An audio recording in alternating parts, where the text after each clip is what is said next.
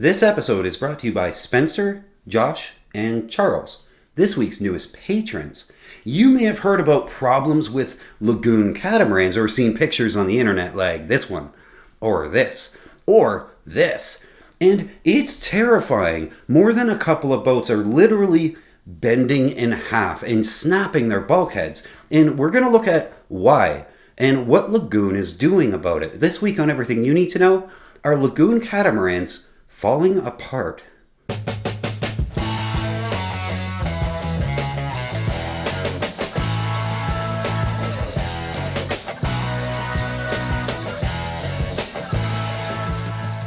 This story has been developing for over a year now, and the pictures of the boats are horrifying, especially because these are some pricey boys. A little backstory first. We aren't talking about every Lagoon catamaran ever made, and that's important to know. We are, however, talking about one of the most popular ones, the Lagoon 450.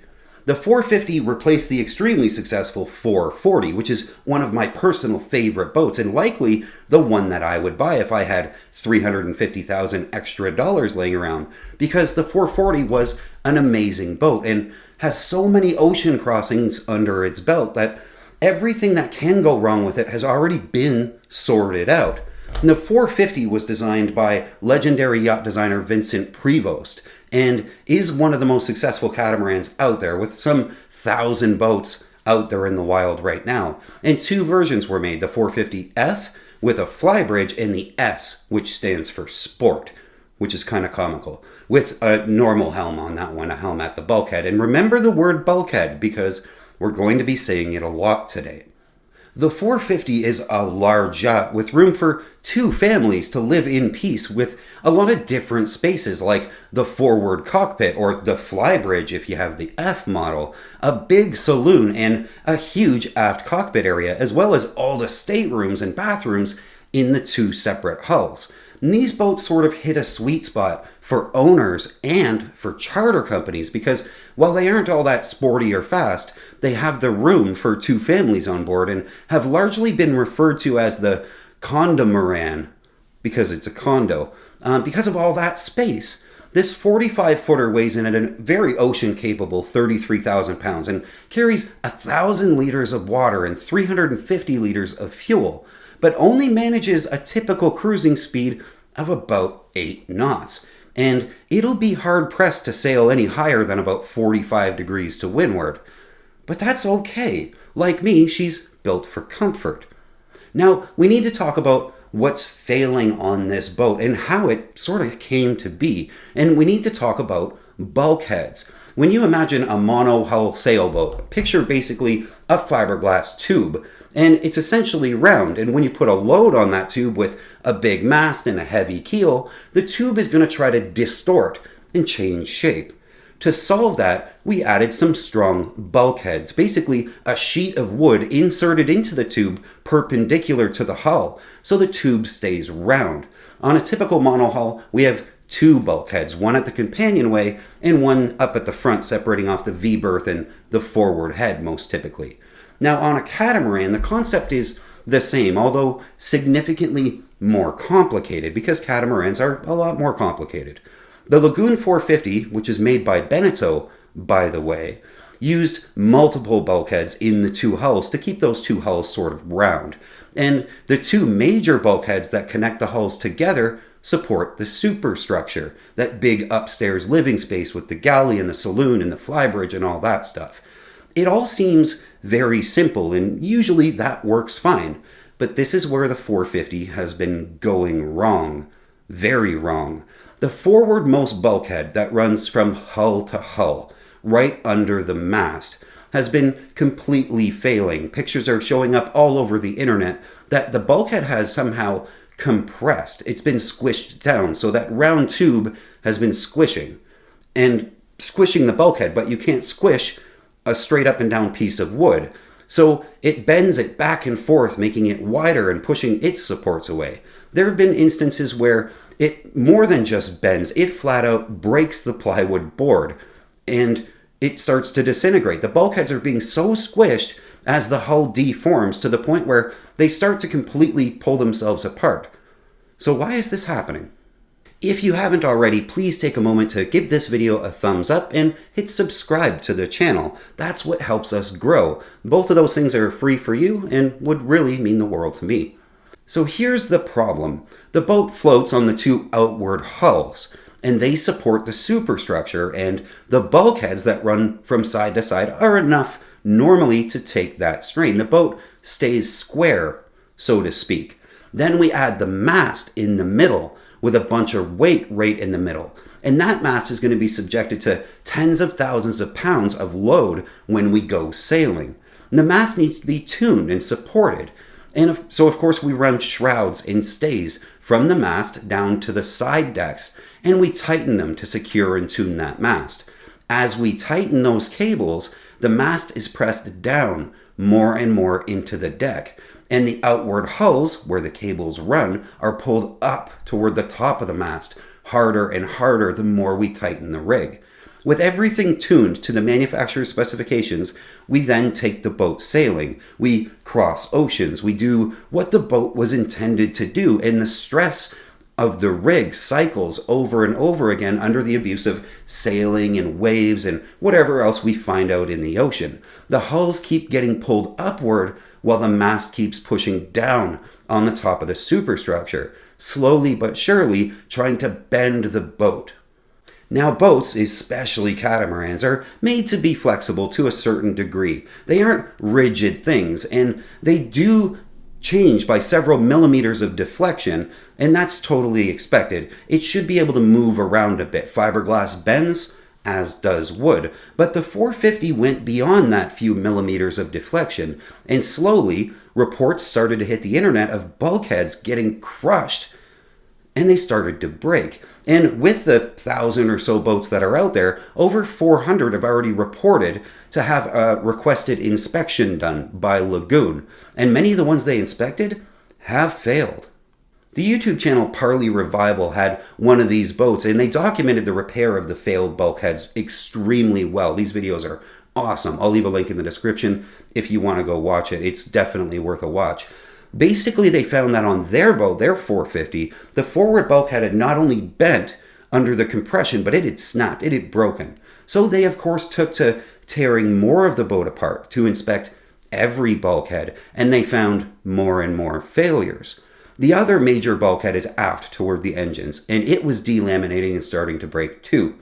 With the forward bulkhead failing, the stress of the boat, the stress of sailing, gets worse and worse, and as it distorts the hulls, with those forward bulkheads failing, the stress gets pushed to other places. Slowly, wave after wave and sailing and twists and turns of the boat over the years start to break other things too.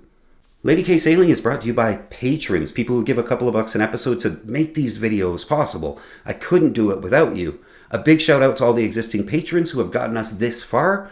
If you want to help out the channel, please consider becoming a patron. One thing of note, and this is right from Lagoon, in every sentence that they've said on this subject, they do reiterate over and over and over again that the boat is still safe, even before it's repaired, even with the broken bulkheads. There have been no reports of a mast failure to the point where they're dismasted or a hull failure to the point where they take on water. And that should be noted. So how do we fix the problem with the 450? Well, at first the sailing world and Lagoon owners groups hounded Lagoon and sent them masses of evidence of the problem. As word sort of spread around about the bulkheads, more and more owners started to take apart their interior to look at their own bulkheads. And many owners were horrified because you can't see the defects until it's already very, very bad. And when the people started to remove their interiors just to check, they started to find that the boat they thought was in great shape was actually falling apart.